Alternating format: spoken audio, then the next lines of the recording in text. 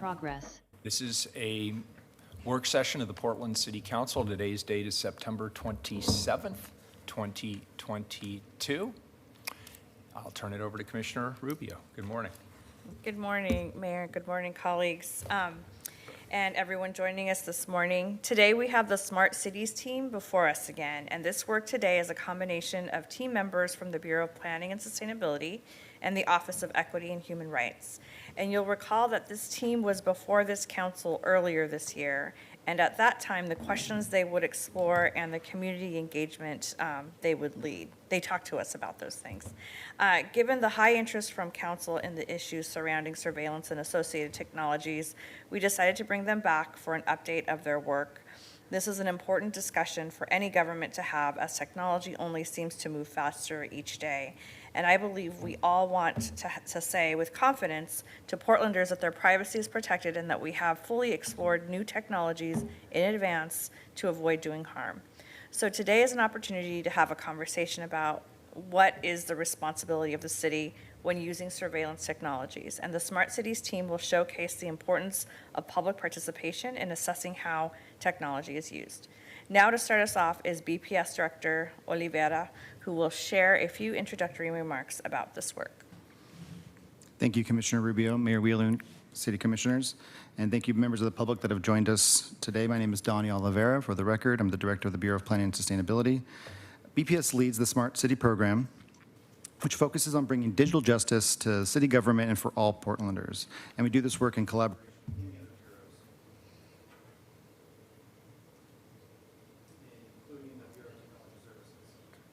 I'm sorry, those of us online can't hear you, Yeah. Director. Thank you, Commissioner. My mic is back on, it looks like.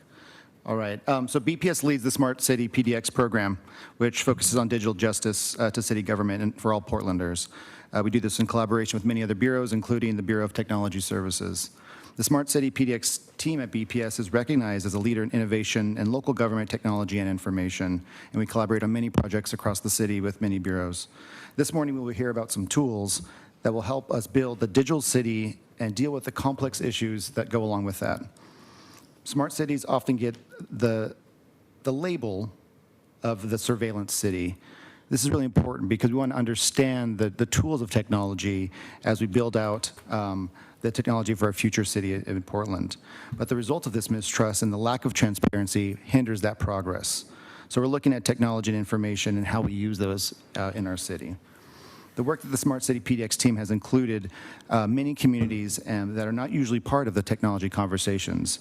This inclusion requires literacy and participatory spaces where people feel safe and confident to share their voice. This just means that we're increasing the table at which people are participating with us. The Bureau of Planning and Sustainability is proud to support this work that envisions the future of the city that is welcoming, responsible, and uses data to inform decision-making and transparency throughout. Thank you for taking the time today to have a conversation on these important issues that we face every day. The Office of Equity and Human Rights has been a vital partner in this work, and we thank them for their guidance and collaboration. And with that, I'd like to introduce Lisa Watson, the Director of the Office of Equity and Human Rights. And before Lisa jumps in, Commissioner Hardesty, I can't see if your hand is raised, so just jump in if you have a question, okay? Thanks. Thank you, and thank you for the invitation to be here today. First, I want to acknowledge my colleague Judith Mowry, who has spent countless hours working with this team and sadly was unable to join us today due to a family issue. So I'm here speaking for and on behalf of Judith as well as our entire office. The Office of Equity and Human Rights has been partnering with the Smart City PDX team for the past 4 years to develop policy infrastructure built on the city's core values and the human rights declarations. Communities of color, especially Black Americans, have endured centuries of intrusion into their private lives for purposes of control and power. As early as the 17th century, whites were constantly surveilling Black people. Slaves and free Blacks were observed closely in order to detect, prevent, investigate, and prosecute Black misconduct, as defined by the state, whether serious or minor. It's important to have processes that provide an expansive understanding of the potential impacts of technology so that we make wise choices in its use. Once personal information is collected by the city, it becomes a part of public record and is vulnerable to outside sources securing and using that information in ways that can violate our values and our ethics as a city. Technological advances can bring value to our community. We can protect community members from harm and infringement on their rights with policies that center equity and human rights. We very much appreciate our longstanding partnership with the Bureau of Planning and Sustainability in doing this important work. Thank you.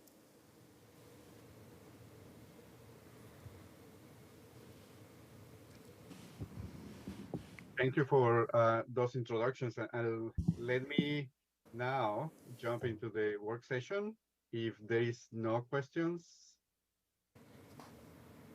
All right. So my name is Hector Dominguez. I am part of the Smart City PDX team. My role has been the Open Data Coordinator, and I am also coordinating the work on surveillance and privacy in the city. Let me start sharing my screen. So our agenda for today is going to include a quick introduction of the work that we have been doing, why we are here, starting with why we are here again, and showcasing some of the tools that we have been testing and developing through a pilot period around privacy, understanding technology, and of course all the public engagement that we have been doing as well. Then we are going to jump into some guest speakers, first from city bureaus and then from community. So before I start, let me just pass the mic to Kevin Martin, who's the manager for the Smart City PDX program, who's going to give a quick introduction about the program. Thanks, Hector, and thanks everybody for, again, having us here today. I am Kevin Martin. I lead the Smart City PDX program in the Bureau of Planning and Sustainability. I'll keep my remarks short. I just want to talk about, we were here in January of this year to talk to you all about really the problems around privacy and surveillance in the city and the fact that we don't have any consistent policies or process across the city currently. And you heard from community and some city partners, Oakland, Seattle, describing what they've done in their cities. And Hector and Judith and others over the last 9 months have really spent a lot of time digesting what we've heard from community. Hector's and Judith led a great engagement process over the last 9 months. We've continued to work very closely with Oakland and Seattle. And we're here today to discuss some initial solutions. So, we really feel proud of the work we've done over the last month in terms of, coming up with some pragmatic initial solutions to the lack of policy and process across the city. And I'm looking forward to you all hearing about that today and discussing with you all further. So thank you, and I'll pass it back to Hector. Thank you. Let me share the screen now. All right. So why we are back here today is basically expanding the work that we did back in January, giving you a report back on what we have been doing around engagement and the policy development for surveillance technologies.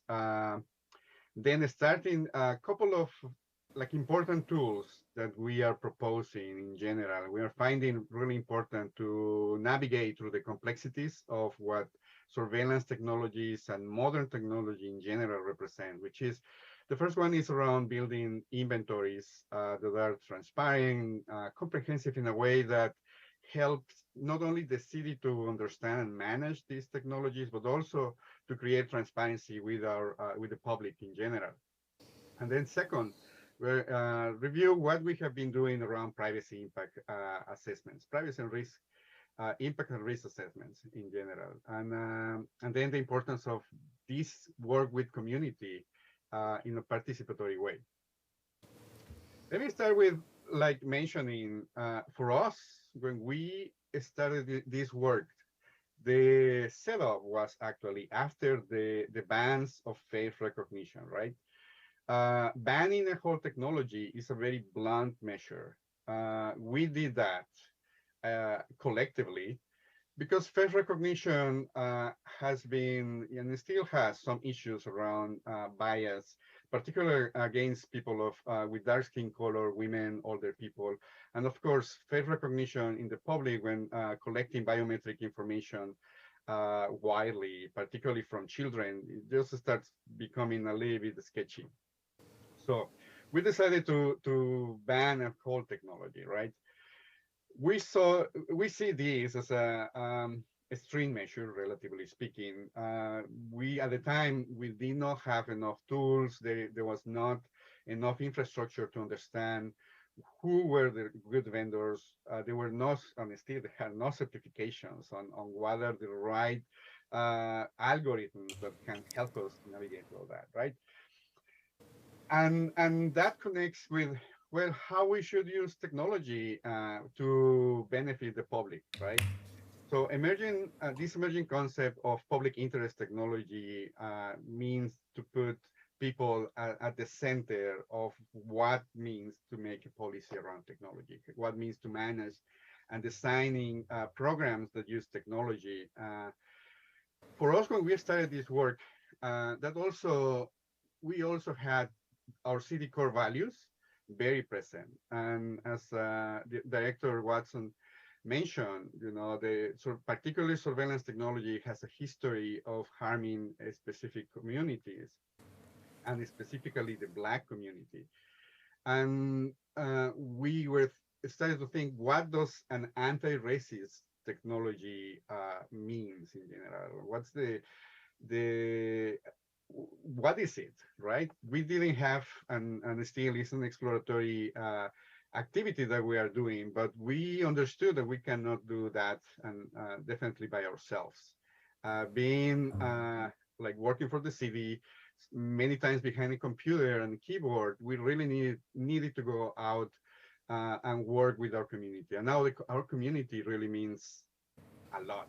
Like, it's not only specific groups, but for us, it's really this like vast ecosystem that included our private sector, and private sector like the big industry, big companies, and also the small companies, the family businesses, and included academic institutions, included all these community-based organizations and advocacy groups that we were working together and trying to outreach directly to first let them know what we were doing around technology, and that privacy, particularly the work on privacy, was really key for how technology would be deployed in Portland. And second, to start getting them engaged in how we're doing this work. So why surveillance technologies? Well, technology, of course, is part of what we do as a government, as an enterprise. Technology is going to impact people differently. Then some technology may harm specific communities, and the city also, as a city, we need to comply with law and specific regulations, right? When we collect information, we are already, everything becomes public records. And if there is no an exemption, if there is somebody who's requesting those records, we need to deliver to them. That, of course, creates some risk to those who we are getting the information from, right? The compliance around different laws that also is complex. There are so many different laws around privacy, information, and technology, and just supporting that work is very important from the implementation point of view. The city also, and that gets very, very complicated because the city does not have a policy that can help us and guide all these, the use and acquisition and oversight of these surveillance technology. So Hector, yes, if I can interrupt you for just a sec. Yes. You have hit what I think is a critical issue right here. The city does not have a policy in place. Why are we adding technology before we actually have a privacy policy? And why are we adding surveillance technology prior to having a privacy policy in place? There are, yes, there are some basic laws that we need to follow, like Oregon law, for instance, around health data, sensitive information laws that really place our operations as create some basic safeguards. But technology keeps evolving, and that's one of the biggest challenges for us, right? sometimes technologies go beyond what the laws can actually protect, and that's kind of the one of the biggest challenges. The other portion is that bureaus really need to do their job, and they're trying. Our colleagues are trying to figure out how to do the work that they need to do in effective ways, and that definitely creates a challenge for them, and sometimes misunderstanding what some privacy protection means in their operations, and that's why we also not only need policy, but also the infrastructure internally in the city to support our bureaus to do a better job in general with technology. I'm going to Can I- ask one more question before we get to the question and answer. I'm sorry, Kevin, go ahead, jump in first. No, I was just going to add to that because I think it's a good question, Commissioner Hardesty. I mean, the short answer is there is nothing preventing the acquisition of surveillance technologies in the city currently. And we recognize that this is a big risk for the city. And I think it's a big hole in terms of the technology getting out in front of our policy development as a city. Luckily, I think, you know, we've been able to work with bureaus like Portland Police and PBOT and others because they are voluntarily recognizing that these privacy impacts are critical and that they need help assessing the impacts of these technologies. But right now, there's nothing forcing people to go through that process. And that's really what we're trying to do with this initial policy, is to formalize that and make sure that if surveillance technologies are being acquired, they go through some kind of process to assess the impact, both to the city, the risk to the city, and impact to community. I don't know if that's helpful. It is helpful if in fact we were doing that, right? If we actually were being proactive about determining what the impact would be. It feels like, once again, the city is known for putting the horse before the cart, or the cart before the horse. Because what I understand is we got a lot of pilot projects coming up with no policy in place. And so I'm very concerned that we are putting, we're buying technology without a solid policy in place. Why are we so far behind? Yeah, I mean, so I think we share your concern and certainly recognize that we are behind other cities like Seattle and Oakland. I think there's the downside of us being behind is real. So we are going to have technologies that, again, could potentially move forward while we're developing this policy that don't go through any kind of assessment process. I think the upside of us being a little bit behind is we've been able to look at what other cities like Seattle and Oakland have done. And frankly, some of the things that have been put in place in those cities have not worked terrifically well.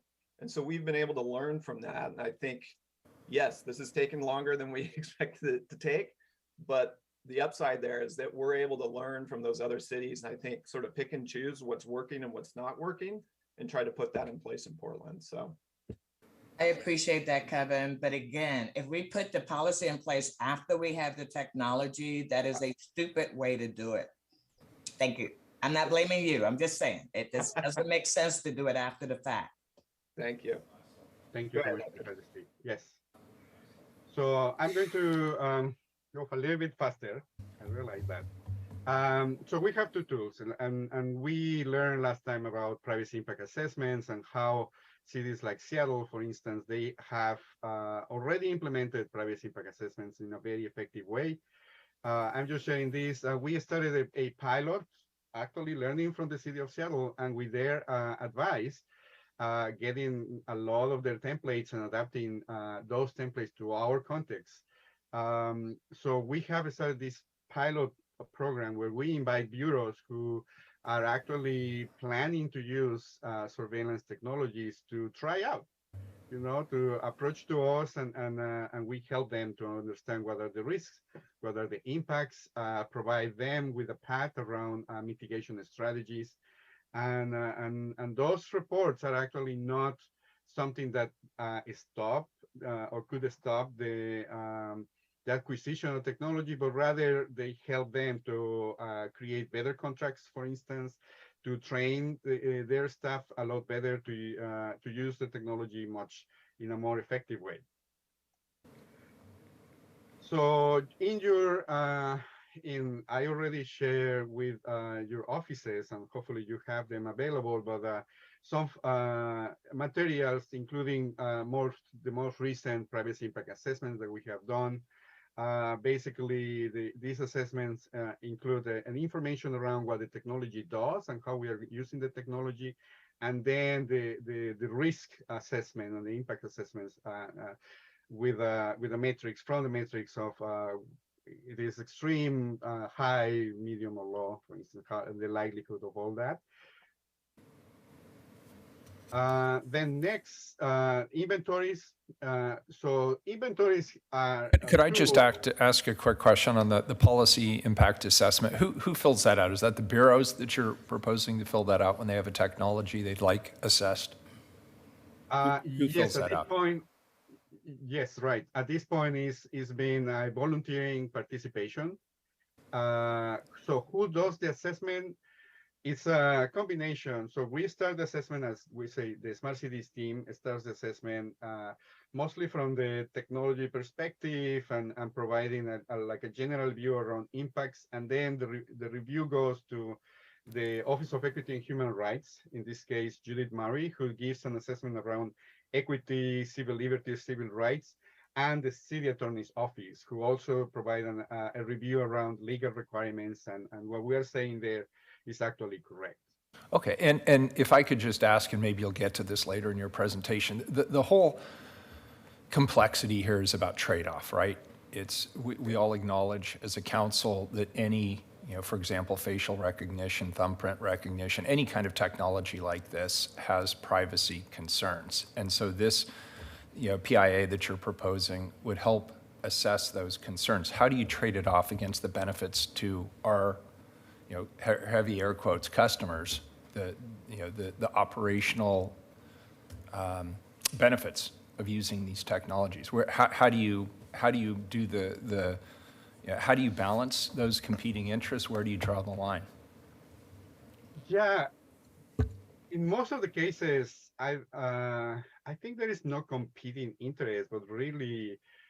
From the vendor perspective, if we see the whole chain, for instance, they really want their technology to be used. They want customers, they want us as customers to be happy, of course, and us as users, we want to use technologies in a way that also do not impact our communities, right? So I think it's just every technology, as you mentioned, Mayor, is going to have different risks and is going to have a different levels of understanding those risks. And it's just the first step is actually having a list of what is all that, right? There are going to be technologies where potentially the risk is not going to be manageable, and then we are going to decide, or somebody has to decide, in this case, potentially city council, whether or not to use that technology, right? Okay, and so if I could just paraphrase to make sure I understood what you said clearly, so you would go through this PIA process, and I understand it's voluntary right now, but the Bureau would go through the PIA process as they're thinking about deploying a new technology, and then the Bureau and or the commissioner in charge and or the city council would then make a decision as to whether or not the benefits exceed some of the impacts that are proposed in the assessment. Is that sort of how you view using this tool?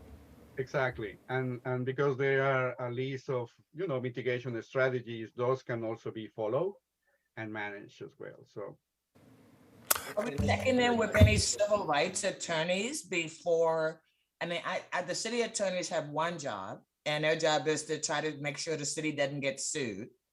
But do we have a civil rights attorney that is actually reviewing this process before somebody makes a decision about whether or not this is a good technology or not?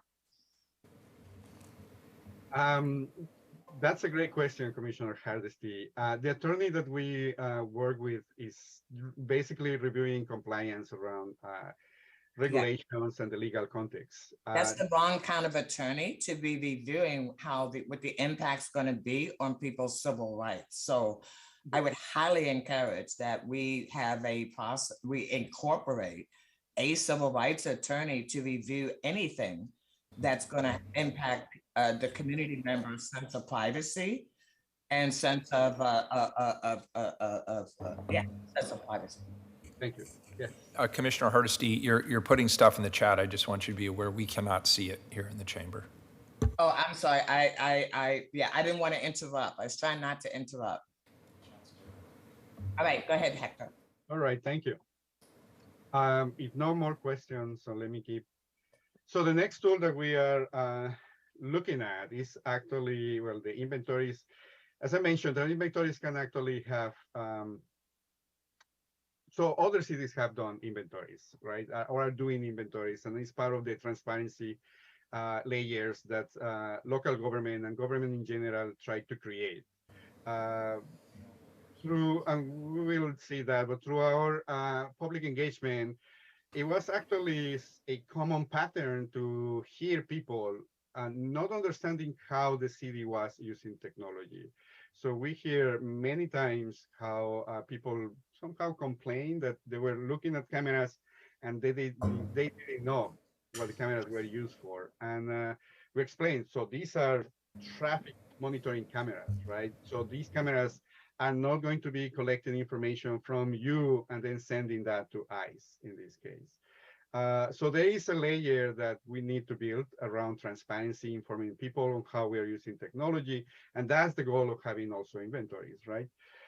Many cities, like in the case, you see these like posts with some stickers there. That's from the city of in Boston, where there is this initiative where surveillance technologies or technologies in the public realm, they actually have different labels to inform people their use. They have a QR code also where people can just go and check actually more information about the specific technology.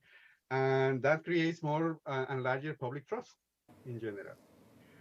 So you can see, for instance, the city of San Francisco, and I mean, building those inventories would really not take too much because we can start from where other cities or what other cities have done, right? They already have templates, and we want to be able to talk to them, to exchange information, to use definitely same performance indicators, performance measures on what's the effectiveness of technology, for instance. And so you can see examples from Seattle, from San Francisco, Oakland, and the Bay Area, for instance, or the West Coast from Boston, New York City, the East Coast. Lastly, in this presentation, so public involvement that we have done, we did, this has been a whole year of work and preparation. So part of the materials that you have includes the communications plan that we put together a year ago, and also a couple of summaries of what we heard in general. So that included 17 different public and open events where people could just join and participate. Some of them were live streamed, so opening the opportunity also for others to join remotely and listen. The number of organizations who have been debriefed is very diverse again. So we have one-to-ones with, for instance, Portland Business Alliance. We provide them with relatively regular debriefs.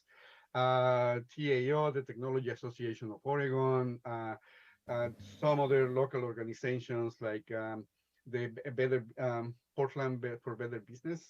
They are also constantly asking around what we are doing on surveillance, community-based organizations, academic institutions, and advocacy groups that we are going to be listening to. So more than 400 people have been heard directly going joining to our events. And there are actually people from different social, economic, cultural, and geographic backgrounds, which actually make this very rich in terms of participation. So we heard so many different comments, recognition actually from our community that technology is evolving. For many, given the context, the economic and social context that we're living through right now, for many, the future is uncertain. So people prefer quality over quantity. And anyway, so we have a number of these different feedbacks and comments, and that we have been compiled, actually tagged and cataloged, and just to put the summaries that you are seeing today. And now is the opportunity for questions and comments before we jump to the speakers. Well, I'm curious, Hector, when we keep talking about all these pilot programs, pilots normally have a start and end time, and then they have an evaluation, and then you determine what's next. And I'm very concerned that we're considering lots of surveillance pilots before we have enough information. Well, at least locally, we know what happens nationally with every one of these new technologies, but we don't have enough information here. What is the plan around when you say pilot? What does that mean? What's the timeline? What is the measurements that you're going to use to measure whether or not we are violating people's civil rights in the process? Right. So for this particular pilot, the privacy impact assessments really has been until we have a policy. Say that again. Until we have the policy, the surveillance policy, which proposes to have a more established privacy impact assessment process. So when will we have that? We already, well, we already shared a policy draft to your commissioner offices, and we hope that we can have a policy very soon based on. That didn't sound like, I did read your resolution, but that didn't sound like we were going to have a policy very soon. It sounded like you had a couple of years of work before you would be back here telling us what our policy is. Did I misread that? Yes, actually, I think the policy, what we are proposing is to start implementing, well, designing and implementing the privacy impact assessments in the procurement process, for instance, with BTS. Yeah, and maybe I'll jump into Commissioner Hardesty. Again, all good questions. I think, what we're trying to figure out is how we put sort of formalize this pilot that we've been doing around privacy impact assessments, put that in place formally as quickly as possible, recognizing that this is not going to require a ton of resources, but there's only so much that Hector can do on his own. So we do need to figure out, okay, how do we get one or two more folks that can help out with this process as we formalize it so that we can meet the need that we're going to see across the city as sort of technology goes through the procurement process and has surveillance implications. So we don't see that as 2 years. We hopefully see that as more of a 6-month conversation, but it's certainly something that we need to figure out is, okay, here's what we've tested. Here's what other cities are doing. We think this works, but we are going to need a little bit more resource to be able to implement that in Portland. So we'll be talking budget another day. Today, we're not talking budget, we're talking policy. Yep. But I want to be really clear. So no one that I know of in procurement has any expertise around privacy. No. So what, we're going to give them a checklist and they're just going to check boxes and then call it a good day?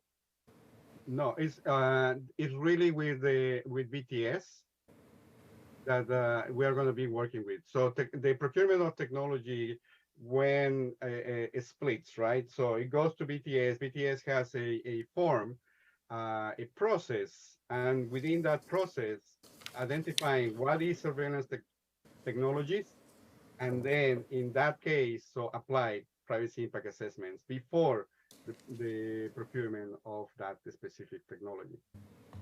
So again, we're not having a civil rights review before we go out and start buying stuff. The privacy impact assessment would include that review.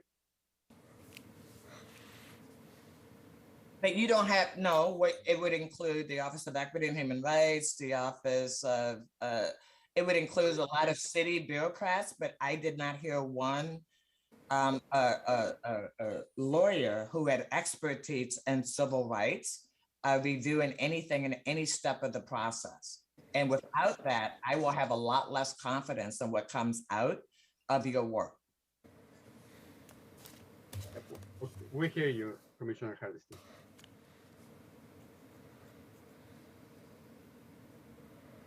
I say bureaucrats in the nicest term possible, right? Right, but again, when someone's job is to buy stuff and someone else's job is to protect someone's civil rights, the civil rights part must come first before we start buying stuff. Yes.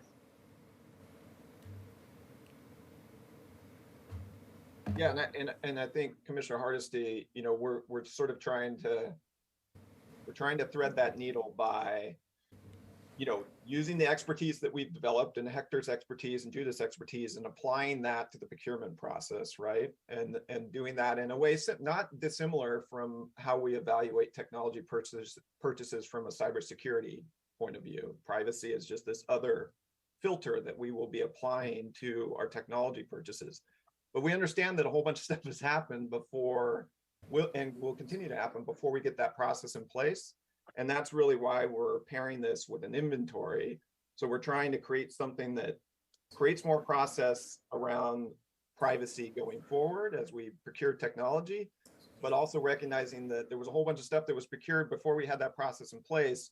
We need to do this inventory to go back and look at all that stuff and make sure that we're being transparent with community and really transparent with you all around what technology is already in use in city and kind of that look back, as well as sort of a new process going forward. May I step in for a second? I just want to make sure we have enough time to get to the next section.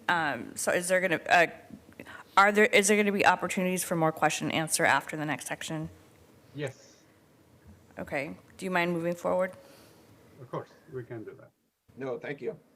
Thank you, Commissioner. All right, so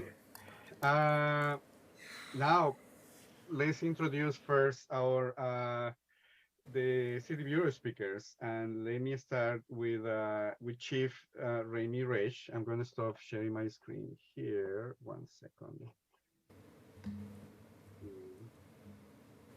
There we go. Chief Resch, please. Thank you, Hector. Good morning, everybody. Thank you for inviting me to be here. When Hector asked for my participation, he just wanted me to kind of highlight the work between our two bureaus.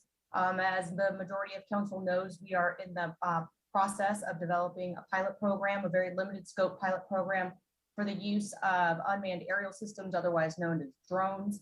I think just about everybody here has seen that presentation, and part of our due diligence to make sure that we were doing everything we could to make sure that we were being transparent and had community input was we did work with Hector and his team to have a privacy impact assessment done of the program.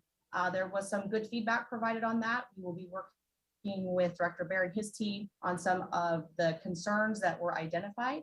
And then what we would like to do is then after our pilot program is done, we're anticipating somewhere between 6 months and 1 year, depending on how many usages of the drone that we have.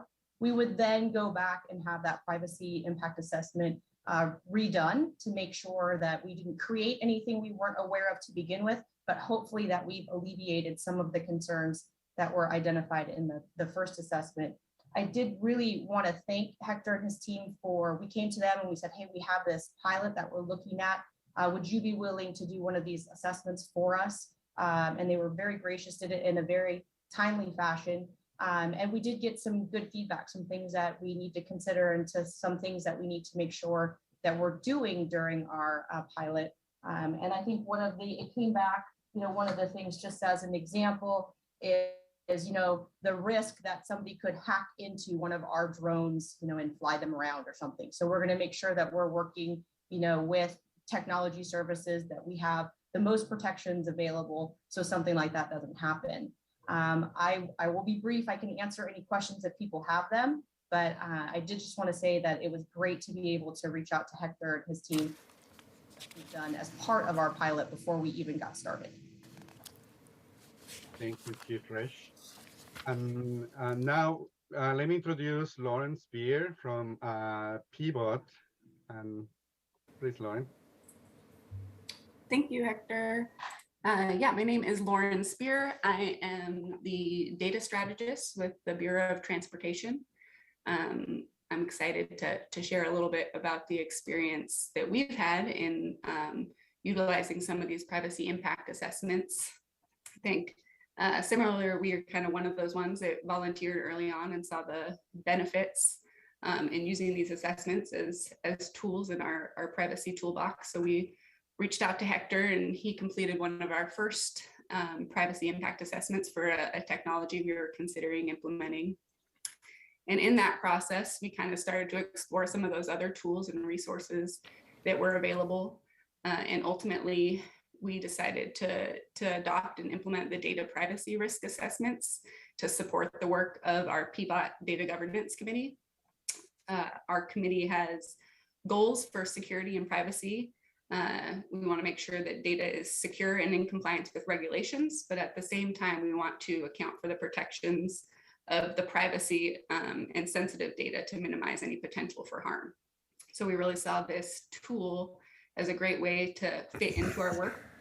And we went ahead and developed a process that we could apply internally before any new data collection efforts were started, before any new data sharing agreements were entered into, or at the same time, if any existing data sets or data sharing agreements were being changed or utilized in a new way to kind of help balance that idea that was introduced earlier, that we already have some technologies and data that we've implemented in the past, and how can we get a sense of how those are being used and if we've missed something without having these processes in place. So that's kind of the tool that we've been using as a preliminary assessment to kind of determine if there are significant risks or privacy concerns that could benefit from a more comprehensive assessment, or if we'll be using those surveillance technologies or sensors to collect the data, in which case we can elevate and reach out to Hector and team for a more full privacy impact assessment, and reach out to those other experts to get the input that would kind of benefit us in making our decisions or coming up with any risk mitigations as well. So to give a brief overview of that assessment process that we've put together, we start with program staff. So in my role, when we have a new technology or data that's being considered, I'll work with that staff directly to identify any of those sensitive or protected fields.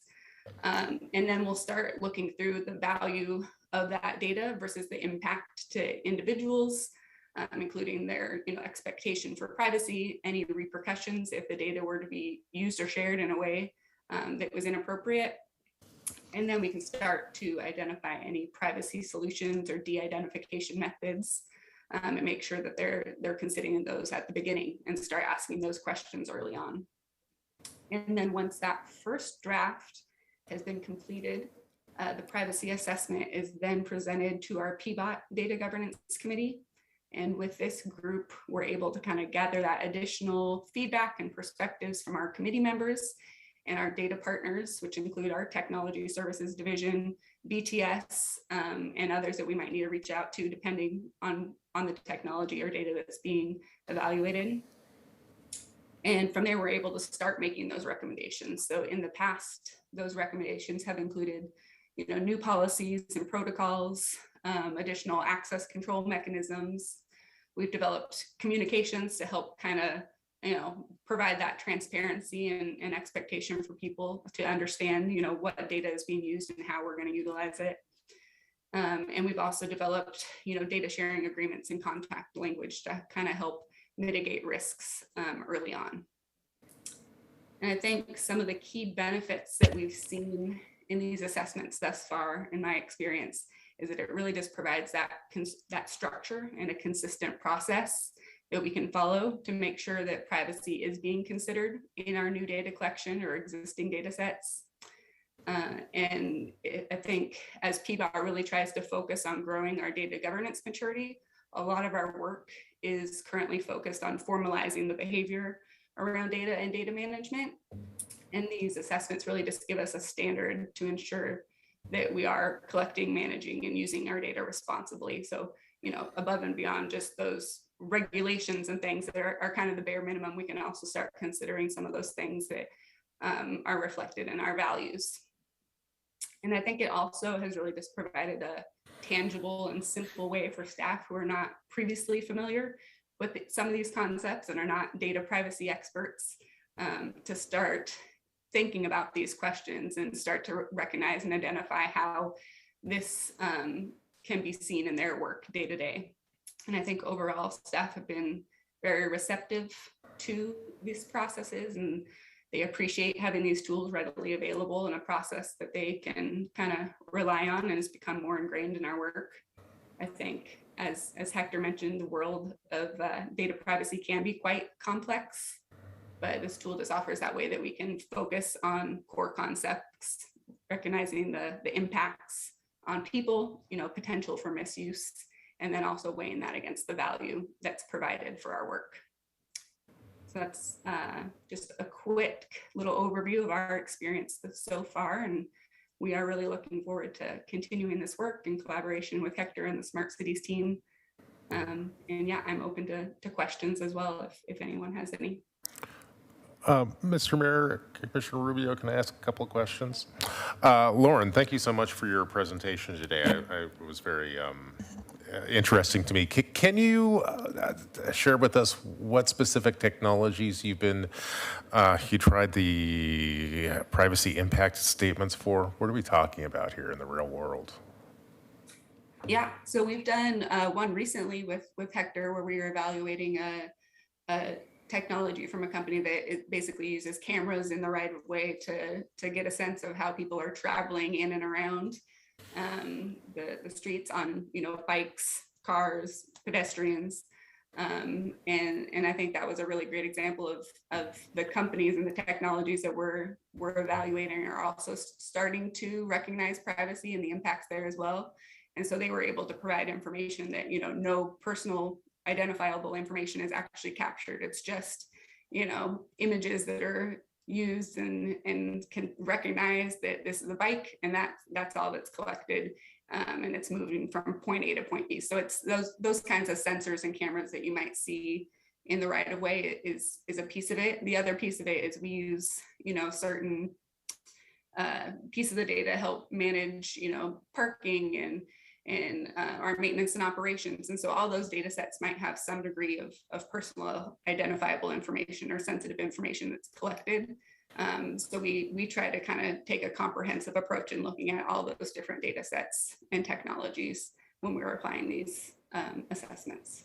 Great, thank you. And I have another question which is rooted in Lauren's testimony, although it might be most appropriate to direct it to Smart City staff. I thought Lauren's examples were really interesting, partly because of the way she frames it. She talks a lot about data, whereas I think the resolution before us, and frankly most of the testimony we've had today, has been focused in on technology.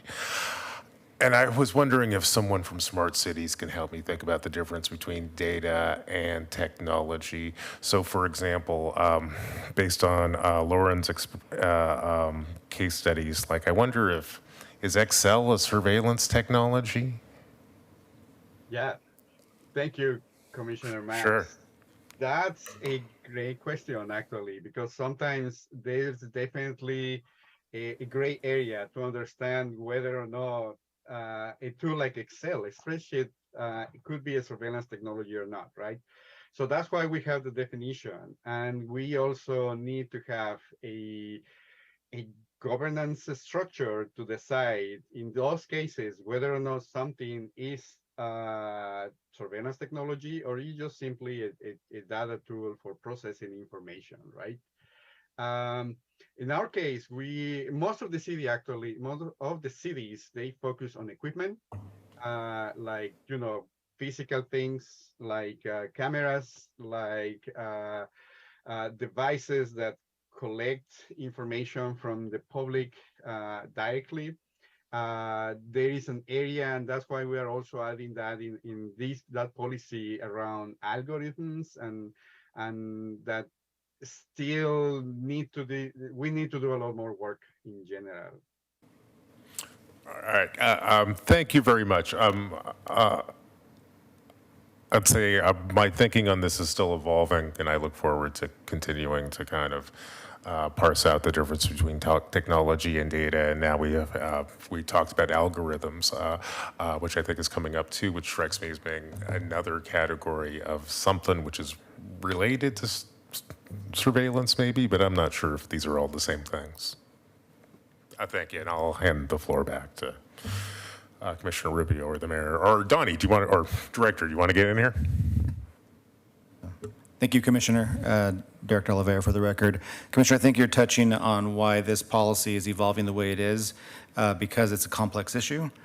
We don't know that a really binary policy pass-fail is the right way. That's why Hector, Kevin, Judith, and team have been evaluating what's not just the governance, but the pathways for us to procure, to manage, to assess, the feedback mechanisms, that information we're gathering, how we're using it, unintended consequences of the way it's being captured. All those things are a part of this process, and that's why we're trying to get that scaffolding up so that we can actually assess what our gaps are, right? So there, as Hector alluded to, we're still in the data governance perspective, still learning. And that's okay, because we're learning with a bunch of other cities around the country and the globe. But at the same time, we need to start our process. So that's what really this work session is teeing up for you all to consider, is that first key next step is us building those systems. Thank you. Thank you. Commissioners, if you let me continue, because we have a member from the community that needs to go very soon. Yes, please do. Thank you.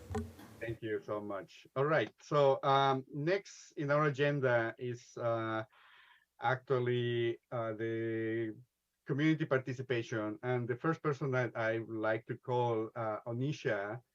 She was part of our Community Leads program, which is an initiative that we put together as a Smart City PDX program to help us to understand and navigate through all the public engagement. And with that, Onisha, please. Thank you, Hector. Hello, Mayor and Commissioners. So yes, as Hector explained, I was a part of the Smart City PDX cohort lead, and the reason why I was recruited is because of my demographic, my background, having done 15 years in prison, having been addicted to crack cocaine in recovery, having been houseless. I have organic relationships with the community who are least likely to be invited to the table to talk about policy.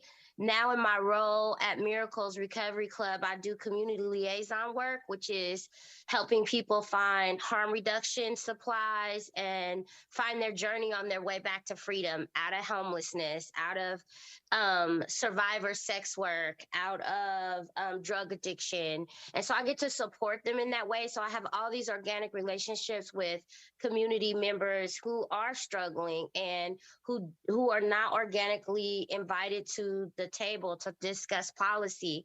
So I was grateful to complete a session of incentive community listenings and feedback sessions about this policy as it was ongoing, as it was being built. And what that means is the people that heard the policy and where we were at in the state of creating it were actually houseless, were active drug users, or were in their journey somewhere to abstinence, to becoming free from active addiction. So like they were living in transitional housing, they were living in halfway houses, or they had procured their own apartments at this time, but had experienced homelessness, drug addiction, and maybe even being out of prison or jail. And so that was really an awesome experience to listen to these people whose lives show up in such a way where they don't get the opportunity to think about the policy and how it is affecting them.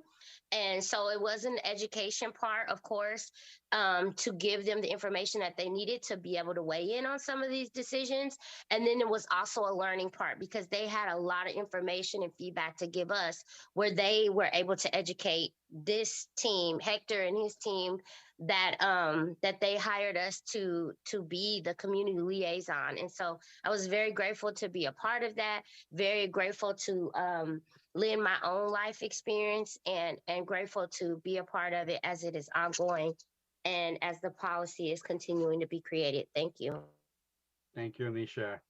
And now let me give the mic to Ajay Amaichi. Please, yeah. Hello, thank you so much for having me. Technology has always been used as a tool to mass surveil oppressed communities, especially the communities that I belong to, the Black community, the queer community, and the immigrant community. Like, for example, the slave pass and the slave patrol, those were the technologies of their day, and they're the precursors to modern slavery and tracking. And then, of course, later on, we have COINTELPRO, which used tech to surveil Black Americans like MLK, who are fighting against structural racism, and a systemic attempt to disrupt activism in the name of national security. So today we see, law enforcement and other agencies using substantial resources to invest in tech that monitors the activities of young Black and Latino people looking for evidence of crimes, often before any threat has occurred. So, technologies like ShotSpotter, for example, are just the latest iteration of this racist policing practice. It's no coincidence that after widespread racial justice protests that, the police and other agencies are trying to institute more invasive surveillance tech. So, I bring in all this historical legacy of slavery, of surveillance to highlight the fact that if we're to rectify these past ills and to, then we have to really, we have to acknowledge the connection between the history of racialized surveillance and the rapidly expanding digital surveillance tech apparatus that we see today. So carceral surveillance practices violate the First, Fourth, and 14th Amendment rights of Black, Latina, Arab, Muslim, queer and trans people, migrants in the US. And so, Smart City PDX's work is important because without proper policies, guiding principles, best practices, or regulations that restrain, ban, or place a moratorium on the use of these surveillance tech, there's this potential for magnifying discriminatory policing and criminalization and further eroding due process protections under the law. And so these practices are expanding the police state while facilitating big profits for a growing surveillance tech industry. Just for an example, like at ShotSpotter's shareholder meeting last month, they spoke gleefully about how they're, quote, nearly 2 years into their effort to accelerate the company's revenue and profit growth through the build out of precision policing platform. They gloated about their intimate connections with key decision makers in law enforcement. And they claim that, quote, the good news is our customers have funding mandates and they never go out of business. So to think that they're talking about taxpayer funds and government entities entrusted with public safety in this manner is extremely dystopian. So if we saw this in a movie, we would think that these nefarious comments are unbelievable. And yet they have no shame about profiting at the expense of Black and brown communities who, by their own admission, are the main targets of this surveillance tech. So the fact that entities like FICOG and PPP have embraced these marketing schemes as fact for political purposes underscores the need for more objective analyses. I think that Smart City PDX risk assessments, for example, are a great start to putting in the checks and balances that we need. But we do still have much further to go to protect the constitutional rights of marginalized communities. But I appreciate the work that Smart City PDX does. So that's all. Thank you. Thank you, Jay. And finally, let me introduce Chris Bushik from PDX Privacy.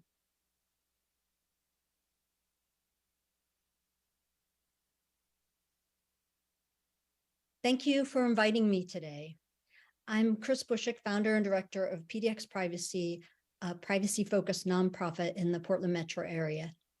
Just over 2 years ago, as you know, Portland City Council adopted 2 bans on facial recognition technology. The private ban was, of course, the first in the nation, and it inspired at least 2 other cities to adopt their own private bans.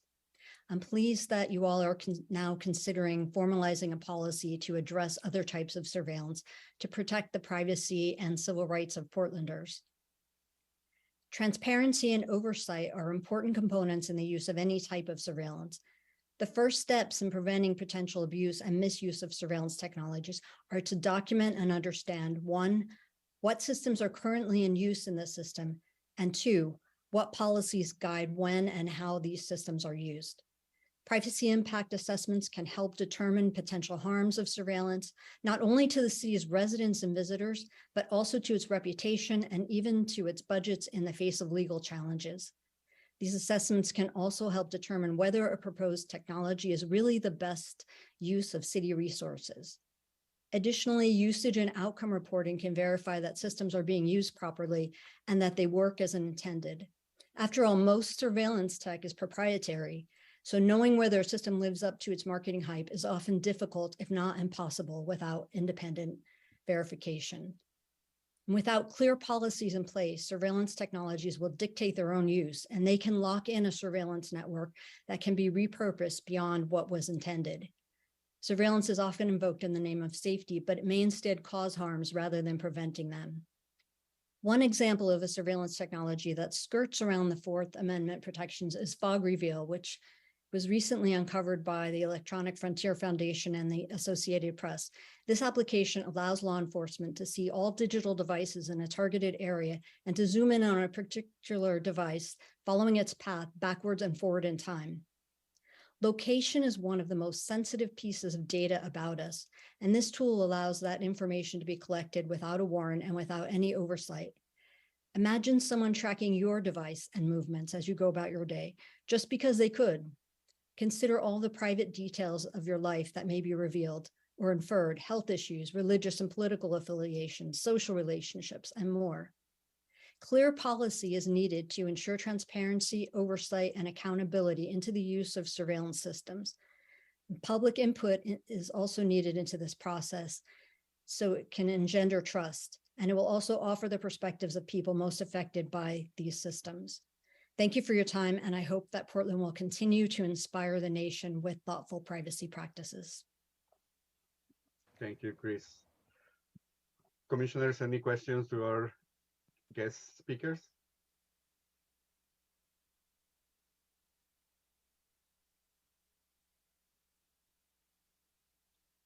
I don't have any questions, Hector, but I just want to thank all three of them for coming and providing testimony. It was very powerful testimony. And I'm really appreciative that Smart Cities and you have been able to engage people who have not traditionally been involved and governance issues. So thank you for that good work. Thank you, Commissioner. All right. Well, with that, just let me close this work session by saying that we completely understand this policy that you have right now is just a first step. I mean, I don't think any of our team members think that this is the surveillance policy, right? This is just a first step. It's thought in a way that is creating a path of development, is also using resources more strategically in general, and is building towards what we need. So the first step, and that's why we are really focusing on inventories, understanding what we have, on really working and creating those links with our bureaus. Understanding who has access to the technology within the bureaus and working with them directly. And then implementing these privacy impact assessments. As you can see, we already have expertise to do those. And now we need to work on really implementing them as a permanent feature in our day-to-day due process for procuring surveillance technologies. And we hope with that, with this work session, you can have a better understanding of what we are trying to do. And we are open for having further discussions and conversations about this work. So Hector, I thought you had another hour to present to us. So I didn't know that you are at your end. That was it. We understand you are a very busy people, and we're trying to comprise. Hector, I just want to make sure we can leave some space for the commissioners and the mayor to ask questions. Yes, now it's time for comments and questions. Yes. Great, Mr. Mayor, if I may. I want to thank all the invited testimony that we have today and staff for this thoughtful presentation. Maybe I missed it, but I think it would be helpful to me if Smart City staff could summarize the resolution that will be coming to council, I believe, in the near future. I think that's the 5 bullet points. Can someone just quickly run through and give us a preview of what that resolution is likely to look like? Hector, can you run through real quick? Yes, of course. So the resolution is a binding resolution, starting from that. It's a binding resolution. Of course, the whereas, and it recognizes all the impacts of surveillance technologies, the need for to assess what are the harms, the risk of implementing that specific technology, and then create some mitigation strategies. We are focusing on 5 directives. However, the main directives that implement something is creating a citywide inventory of surveillance technologies used by city bureaus and coordinating with BTS to implement privacy impact assessments when procuring or planning to use surveillance technologies. We are also, as further directives, we are putting together, start working with BTS, particularly the Information Security Office, on thinking about a privacy program that could actually provide more permanent and ongoing services around privacy in general. start working with community or designing an accountability and oversight process and strategies for the general use and acquisition of surveillance technologies in open and public spaces, just working with community mostly. And finally, start working with automated decision systems, AKA algorithms. All right, thank you. Colleagues, I'd like to dig into each one of these just to some degree, but I could start, or if we have, let me ask a couple of questions, and then maybe I'll pause and let some of my other colleagues get in here, and if we have time, we can go back and try to get to all five. Maybe I'll start with the first directive, which is going to ask smart cities to coordinate with the city bureaus to start a citywide inventory of surveillance technologies. Who does this? Is this something the bureaus do? I'm trying to think of this in the context of BES or something. So we're a big bureau. We got lots of software. I don't even know how we begin to unpack it. Does anyone have any intuition about who actually does this work, how heavy of a lift this is? Also, can't procurement or IT just come up with a list of software that we've bought? And I don't know who's in a position. Hector, is that you? To give us some insight into who just kind of puts together the list of... Kevin, did you want to take a stab at that one first and kind of give a 30,000-foot view of sort of the technology procurement strategies that are in place for the city right now? And we can talk about how that applies to item A. Yeah, I think, Commissioner Mapps, to your last question, I think it is a little bit more complex than sort of the city having kind of a catalog of all technologies that are used in the city. I think, BTS is actually implementing a new cataloging system for technologies, but it's kind of not there yet. So this is sort of more of a manual process than perhaps we'd want it to be. That being said, we recognize again that the expertise around these surveillance technologies lies within our program. We are not expecting bureaus. This is not a directive that we're going to give to bureaus and expect them to comply with sort of independently. We see this as us working with them and really doing a lot of the work to help them understand what technologies are being used in their bureaus, recognizing that this is not something that we want to sort of land in bureaus as kind of an unfunded mandate. We want to make sure that we are sort of doing the bulk of the work, but we do recognize that there is going to be some staff time within bureaus to really answer our questions around what technologies are going to be used. But yes, it is going to be much more of a manual process, much more of a back and forth, but it's one that we think lands mostly with us, and we don't see it as a huge sort of staffing lift within the individual bureaus. Hector, correct me if I got any of that incorrect. No, you're right. Actually, you probably have a much better perspective because you are the BPS liaison for BPS. Cool. Thanks for that clarification. Just so I am clear on our staffing needs and levels here, can you tell me how many people are currently assigned to smart cities? And do we have a rough estimate to how many pieces of surveillance software in the city? Are we talking 12 pieces of software, or are we talking 1,200? Hector, you want to take a stab at that? Yeah, well, honestly, we don't know. Yeah, there is not you're completely right. The city could actually have like a large number of inventory of devices, for instance, and definitely that's, so our approach and how cities usually do inventories is that they look into general categories, right? Like surveillance cameras as a whole.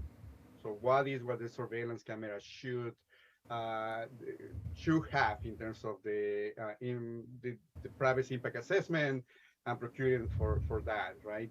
Or like drones, for instance, or specific surveys, like software for collection of information, things like that. So they see it more in a larger, from a larger perspective and view. And we are thinking more about creating those larger categories as a strategy to approach this unknown problem, really, where we identify priority technologies based on this community input and feedback and see, okay, these are our priority surveillance technologies.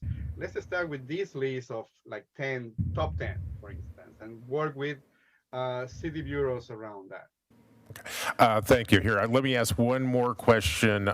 This is on your the second element of the resolution that will come to council, which directs smart cities and other bureaus to implement privacy impact assessments. And we've heard some examples of privacy impact assessments today. I think some over at the police bureau, some over at PBOT, and it sounds like smart cities was really crucial in getting those assessments done. Moving forward, who does these privacy impact assessments? Does that fall on the bureaus, or is that something Hector does? Right now, it's something that Hector does. And Judith Mowry from the Office of Equity and Human Rights. Hector and Judith work pretty closely on those privacy assessments, but the bulk of the work is Hector's. And again, I know we don't want to, this is not the place for budget conversations, but we recognize that if we are going to formalize this process, that's probably not a sustainable model. We do need some additional help for Hector to conduct those assessments. But right now it is a process that lives entirely within our team. The bureaus, we essentially are providing this as a service to the bureaus, or that would be what the model would look like. Okay, thank you very much. I have other questions, but I see Commissioner Hardesty has her hands up, so I'll pause for a while. I'm curious, Hector, if we've done any assessments, like I saw you use the license plate reader as an example from Seattle. I honestly don't know if Portland Police Bureau still uses license plate readers. And if so, what can we learn about the use of license plate readers in the past and whether or not they are being constitutionally utilized in a way that makes sense? And whether or not we are actually evaluating the data. I remember there was a state audit about surveillance that said we at the city did not do a good job of protecting information currently in the police bureau when it came to who had access to the data, when the data was deleted, and was that used to inform your work plan? So that's one question. The other question, yeah, it's two questions. So let me try to understand. Yes, there were two questions there. So in terms of the informing the plan, I'm particularly not aware of that report. That would be actually useful to us, and it definitely will enrich the work that we are doing. See, that's my fear. So my fear, if we're not using independent data to determine whether or not we've been successful at actually gathering and storing data constitutionally, then it sounds to me like just on an assessment, I don't know how we get to a place where we have confidence that the surveillance technology is not being misused. And so I showed you two examples that have been audited that said that we at Portland Police Bureau have misused that data. And so if that data is not informing what you're developing, then I'm not quite sure what we're developing and how useful it's going to be when we already have massive surveillance equipment. Yeah, we can definitely use some other reports, not that particular one, though some that have like more national organizations who have done that. And Commissioner Hardesty, that's one of the biggest challenges in general around technology and modern technology, and particularly how data gets processed. That auditing process, like third-party, neutral, and auditing services that we can trust, are not there yet.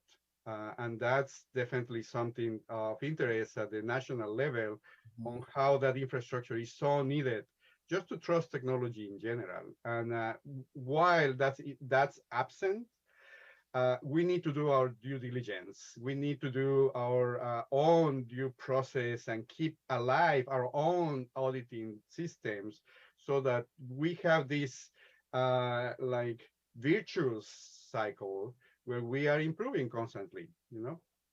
Yeah, I'm concerned that by the time we get good, it will be way too late. And that's why we did the facial recognition technology ban. We were very intentional because what we saw was the proliferation of facial recognition technology without people's consent, without people's knowledge, without people being able to weigh in on how that data was being used. And so again, I don't feel a sense of urgency from you guys when I hear about all the technology that this council will be considering in the next few months. I don't feel the sense of urgency from you that I feel. I am terrified that we're about to go off and start all these wonderful pilot projects with no oversight and no constitutional check, and we'll be worse off than we were when we were doing the license plate scanners. And so I'm curious if there's ever been any evaluation about how that data has been used and whether or not that has been used in a constitutional way. And again, I don't even know if we still use it, but I remember for a while we were collecting lots and lots and lots of license plate numbers for I don't know why. And so if I'm a member of the public, I'd want to know if my license plate is in a database, and if so, why? And how long is it going to be there, and when did it disappear? Yeah. Right. Thank you, Commissioner Hardesty. I think, well, I personally very empathetic with your position. Of course, that's also a testimony for how technology impacts different people. And I appreciate your views and perspectives. Yes, working on that. Commissioner Ryan has a couple of thoughts, and I want to respond to two items there just quickly. Number one, the Seattle policy around license plate readers is specific to tolling. If we want to have tolling here as part of the Columbia River Bridge replacement, we're going to need to have license plate readers. And so that's part of the reason we want to do this. Commissioner Ryan. Excuse me, Mayor, wait. Does that mean the police would have license plate readers, or would the Department of Transportation have license? Department of Transportation, and then it would connect to a billing system. Yes, that's, yeah, yeah, but that's a separate license plate reader as compared to what I'm talking about. Is Jamie Resch still on the call? I'm not sure I'm familiar with the technology you're referring to. She's Yes, not. Mayor, I'm still here. I believe Commissioner Hardesty is talking about the ALPR cars, which were the automated license plate reader cars.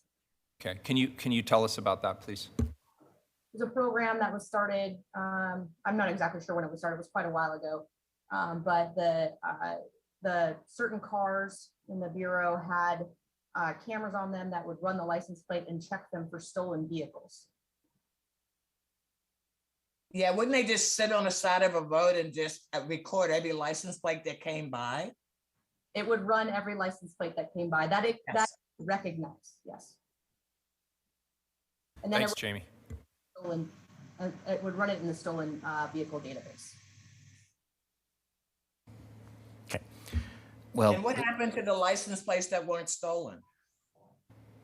I believe they were kept for, I don't know what the retention period was.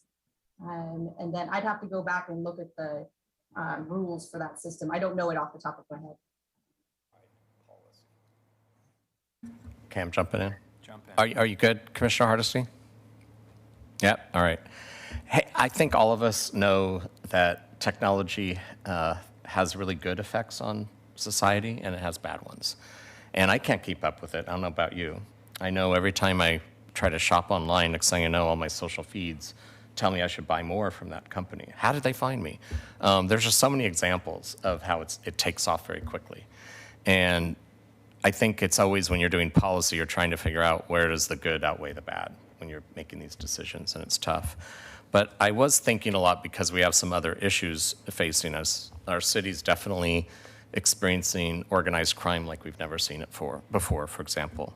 And why this extreme organized crime keeps growing, we have staffing shortages And even though a lot of us attended last week, the swearing in, we know it'll take, oh God, a lot of time for people to actually be on patrol. 2 years. Thank you, Mayor. Police Commissioner, thank you. And when I've had to make leadership decisions on technology, it's always been, how can this accelerate and help the common good in line of the fact that have other challenges that we're facing right now?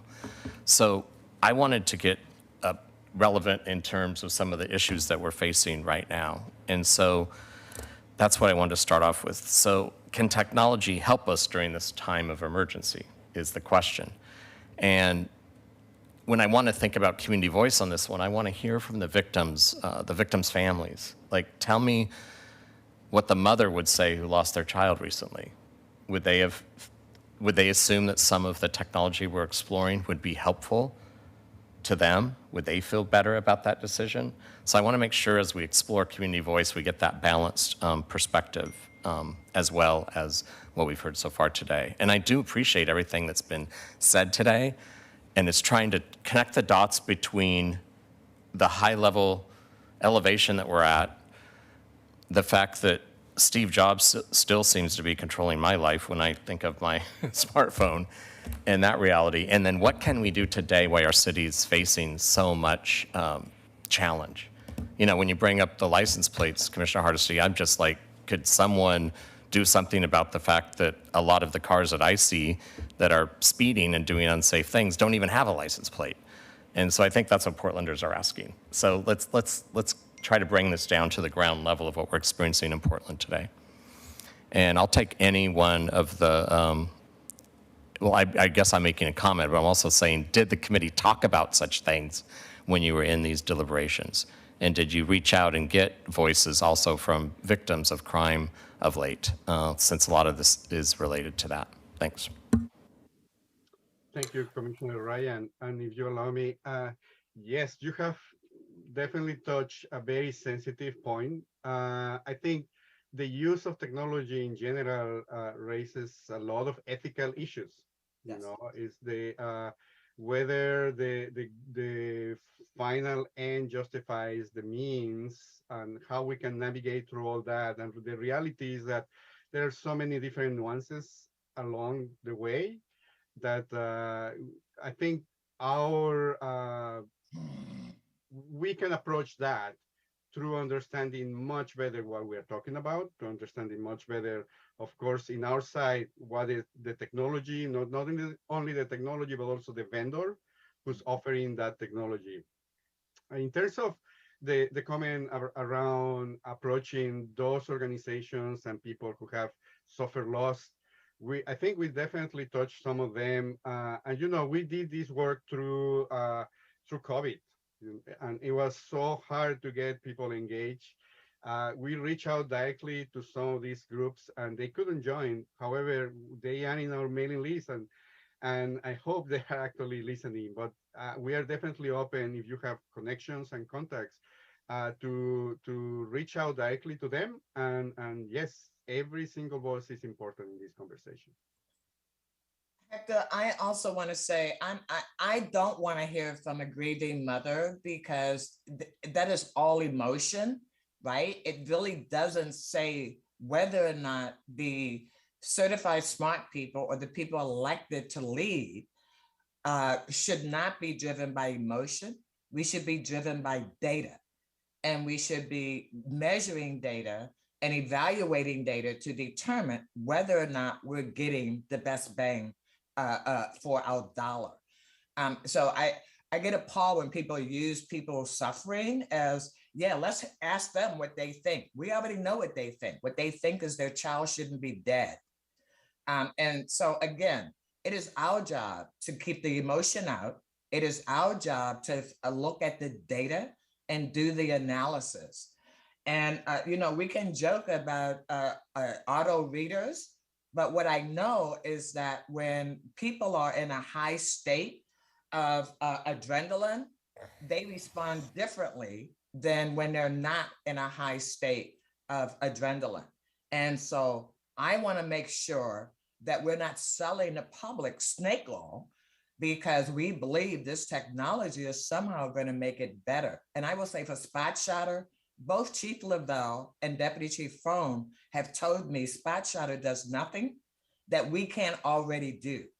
So I don't know why anybody would invest in this technology knowing that we already know when gunshots are happening.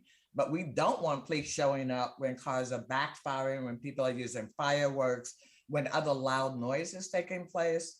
And I'm just really concerned that we are pretending that somehow this is going to provide a faster police response. So again, it's not your job, Hector, or your job, Kevin, to actually help us figure out what the best technology is.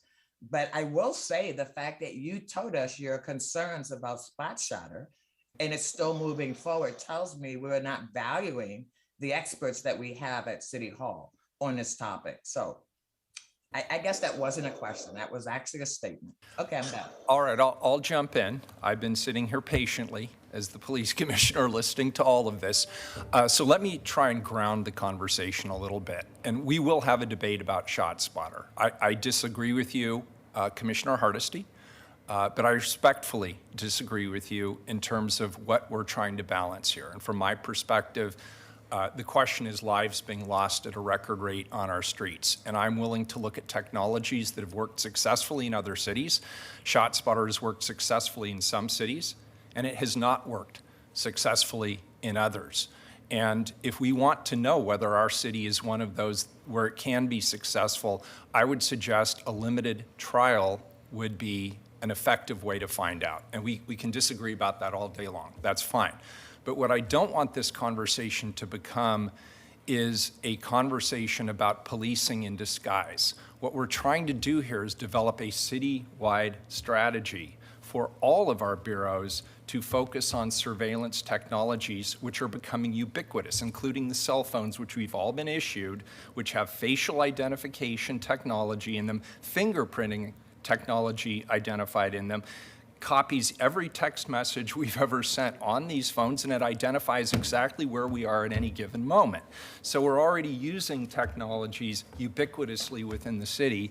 And the question is, how do we trade off between ways that help us do our job in a modern environment with these technologies spilling over into the current into our current work on a regular basis, and how do we balance some of the competing interests around security, data security, data management, privacy, constitutionality. And this could be a very long conversation.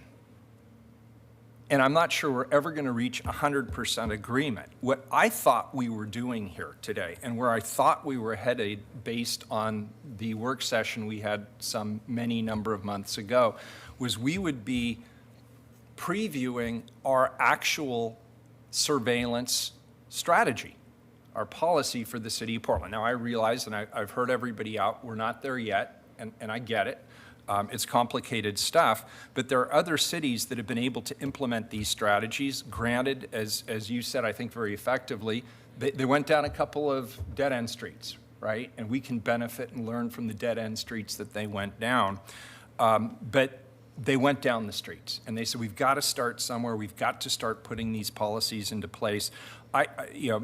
My concern about the resolution that's proposed is one maybe I'll just talk to Commissioner Rubio about separately, but it seems to be setting up the conversation I thought we were already having over the course of approximately 2 years. And it suggests now we will start the process of developing the strategy. Now we will engage the community. And I just want to make sure that we have a sense of urgency about this, and I trust you. And Hector, I really appreciated your framing this. You said it so well and so succinctly when you said, do the ends justify the means? And that's exactly the kind of policy we're trying to adopt here citywide, not just in one bureau or the other, because I guarantee you if you focus too much just on the police bureau, and I totally understand the law enforcement implications of these surveillance technologies and why people are highlighting it, but if we focus solely on that, we're going to miss some other really important areas where technology is becoming more ever present. So I'm really hoping that as we as a council wrestle with this question of our surveillance policy, we do it quickly, number one. Understand we will take some wrong turns and have to come back and true it up. Number three, think, as Commissioner Mapps indicated, about data. And Commissioner Hardesty, I think you mentioned that too, that at the end of the day, this should be a dispassionate exercise about data. What does the data tell us? I happen to respond very positively to that kind of thinking as well. So I appreciate that. I would like to know a little bit more about the community engagement piece. We heard from a number of people today who were involved in the community engagement up to this point. I'm curious to know what your community engagement outlook is as we develop the actual policies.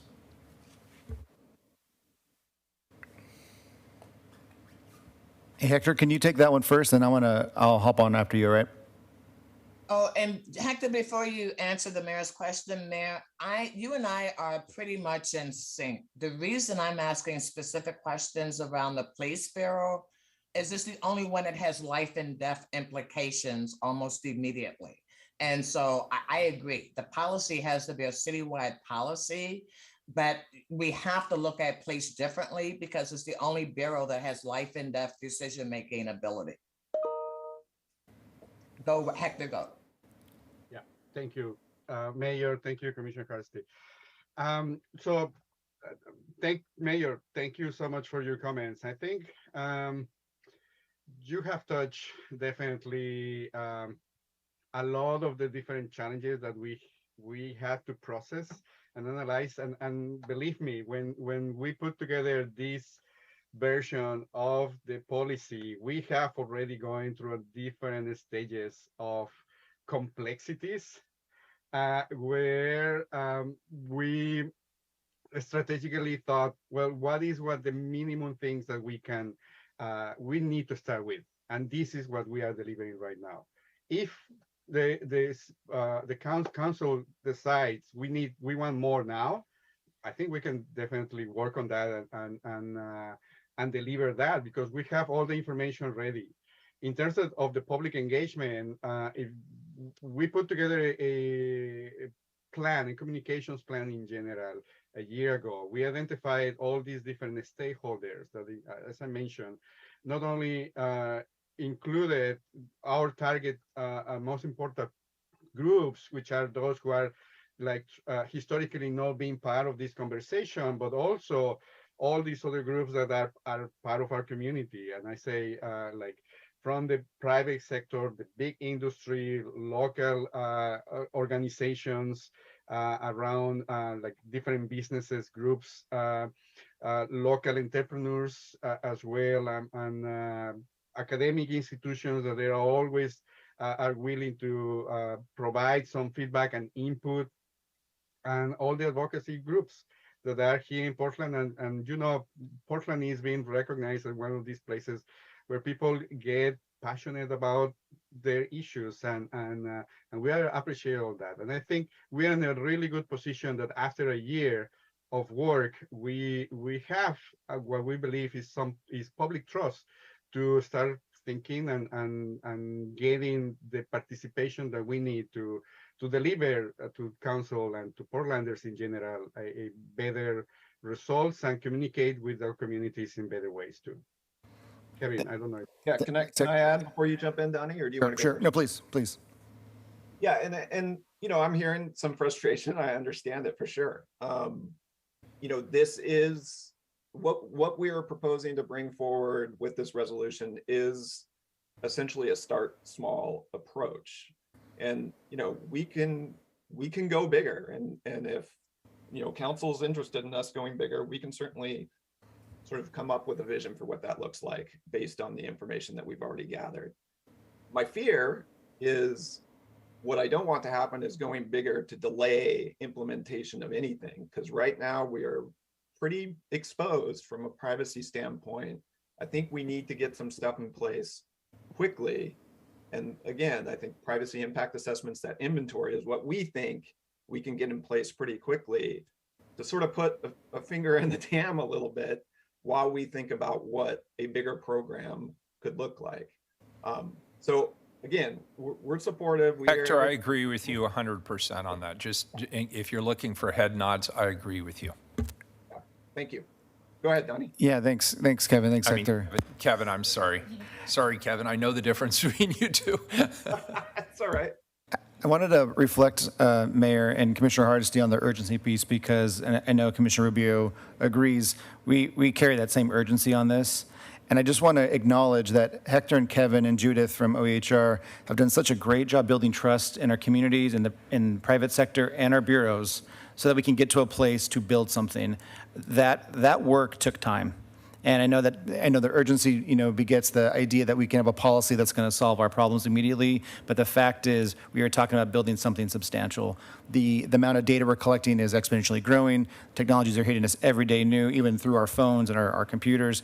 This is an issue not going away. We want to build the right program. So I acknowledge what Kevin said about starting small to get things going, and let's do this with people that we know they're going to be there for the long haul. BTS, our private partners. That's going to be necessary because we're not going to do this alone. It's too big of a lift, and not talking about budget, but we're talking about a system here. We're not talking about a one-off policy.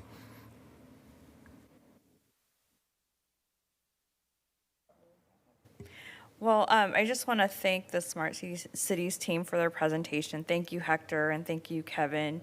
And thanks to all of, oh, I'm sorry. I don't know. Go ahead then. Yeah, I have one more before we Okay, go sorry wrap up about too. that. Actually, I'm going to provide Smart City staff with feedback on what I'd like to see more of. So it's not a question. If you have a question, you should probably ask it. I'm a good closer. Yeah, no, I appreciate what you just said. Was your mic on? Yeah, okay. No. I think I just want to make a point that we do have data. There was a conversation earlier in this dialogue, and we have data about gun violence, 2 years in a row being at the highest historic levels ever in our city. That's data. And as leaders, we have to respond to that, and we have to look for every tools in the toolbox to do something for our Portlanders who are unfortunately afraid to go outside at times. And so that's the raw data. And so this is an emergency. And we are connecting the dots between some implementation of emergency work, and we're looking at the bigger picture. And in this dialogue today, we're doing both. Thanks. Mr. Mayor, if I may, real quickly, I know we're short on time, so I won't ask questions. I'll just offer a couple of observations and end with a request. First observation, I think I heard in dialogues between staff and the mayor and Commissioner Ryan and staff, a desire for a richer analysis of the risks and benefits, the risk and rewards of moving in this direction. And frankly, I think the presentation and the framework that you're developing is very focused on risks. As I've heard my colleagues today, I think that they probably see this space in a more complex way. And it would be great if, as we move forward, if the frameworks that you bring to us could reflect that. On a personal observation, for me, again, it gets to whether or not we are framing this area correctly. Our presentations today have focused very much on technology. Again, going back to, I think, the PBOT presentation, I wonder if the thing that we really care about is data. And I'd like to, for me personally, when I look at this space, I tend to focus in on what are we trying to protect. And I think we're probably trying to protect personal information. I think chasing down technology, like all the technology in this room, is going to be obsolete in 5 years, and kind of creating systems to try to track that strikes me as being a fool's errand. And the last thing I have would be a request. Before we come to council, I would appreciate it if staff, either from Smart Cities or the city attorney's office or risk management, can get me a list of the lawsuits that the city council has settled or lost in, let's say, the last 5 years, because we have violated the privacy of a member of the public. And with that, colleagues, I'll turn the mic back to, I believe, Commissioner Rubio. First, I should ask, are there any more questions before we close? No? Okay. Well, so again, thank you to the Smart Cities team for all your work on this presentation. And thank you to my colleagues for the robust conversation. We came back together to talk about this policy work because we really do recognize that the stakes are really high. There's high interest among the community and all of us on council. And all of you asked very important questions and raised very important issues and feedback that we're going to take and that's going to further inform this work today. So we got a lot of rich information today that we needed to press forward. And then going forward, we also will commit to you to continue to provide more internal updates with regularity so that you have a real pulse on the work as it's developing, because we do want to bring something forward that is going to meet the needs for the city and our bureaus. So thanks again for all your work, and I'll turn it over to Donnie. Any closing comments? Yeah, thanks, Commissioner Rubio. Again, I want to just thank the Smart Cities team and you all for taking time to dive back into this topic with us. Again, we'll be coming back to your offices directly with policy staff to break down your expectations for the policy and hopefully come back to you something more rich and urgent real soon. Thank you. I'll close this out by just thanking you, Donnie, and the Smart Cities team. You guys did a great job. This was a very provocative and interesting conversation, so thank you for that. Commissioner Rubio, we appreciate your leadership on this. Well done. We are adjourned.